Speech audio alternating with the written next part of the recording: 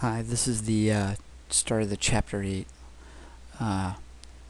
podcast, and we're going to start with the first section, Section 8.1, and this chapter is about momentum, which we're going to see is inertia in motion.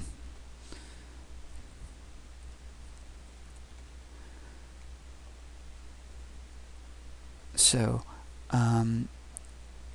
first we were talking about inertia, and we talked about it in terms of it being at rest. Now we're going to look at it in motion, when it's actually moving, and mass actually moving.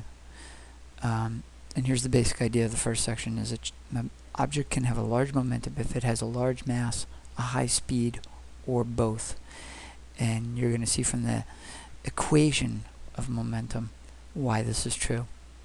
So let's think in terms of stopping something. If we have a large truck, it's going to be a lot harder to stop it than if you had like a small car or even a baby carriage. You can stop pretty easily at the same speed as a truck.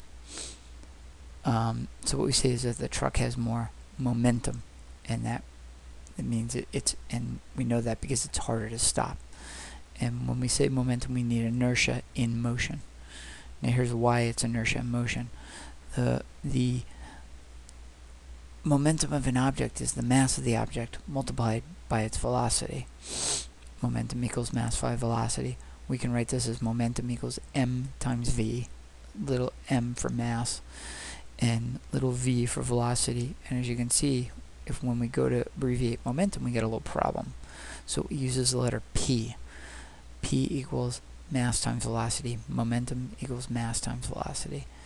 And often direction is not a big deal when we're talking about momentum, so we can use speed instead of velocity. So if you have a car and a truck moving at the same speed, the truck's going to have more momentum because it has more mass. But if the car is moving fast enough, it actually can have more momentum than a slower truck. That is a Tesla Volt, which is an electric car. And also remember that a truck at rest has absolutely no momentum at all because its velocity is equal to 0. And if you multiply it by the mass, you're going to get momentum equal to 0.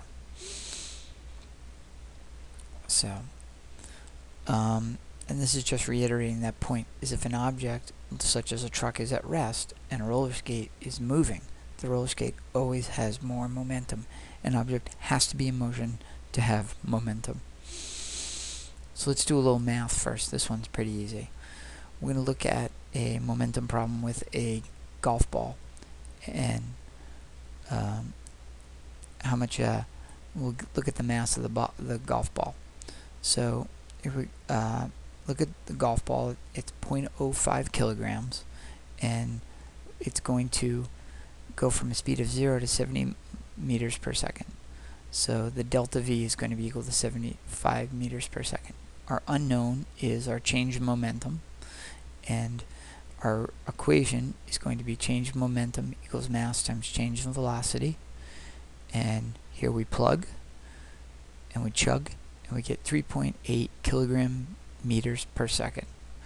Now that's the unit. It doesn't get any simpler than that. You're going to have to remember it's kilogram times meters divided by seconds.